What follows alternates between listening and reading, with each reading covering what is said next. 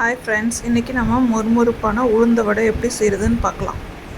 அதுக்கு நான் இந்த டம்ளரில் 1.25 டம்ளர் அளவுக்கு உளுந்து எடுத்து அதை 1 மணி நேரம் ஊற வச்சு எடுத்துக்கிட்டேன்.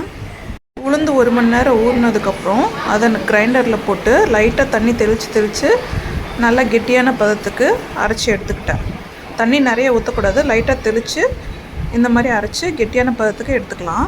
அதுக்கப்புறம் அந்த மாவில் ஆட் பண்ணுறதுக்கு தேவையான பொருள்லாம் எடுத்து வச்சுருக்கேன். சின்ன வெங்காயம், பச்சை மிளகாய், சீரகம், மிளகு, அப்புறம் கொஞ்சம் கொத்தமல்லி தழை. அப்புறம் நம்ம தேவையான அளவு உப்பு ஆட் பண்ணிக்கிட்டு எடுத்து வச்ச பொருளில் ஆட் பண்ணிக்கலாம்.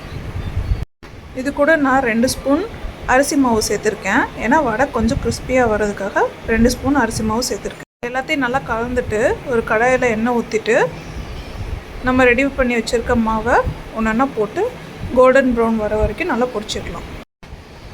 இப்போது கிறிஸ்பியான வடை வித் தேங்காய் சட்னி ரெடி.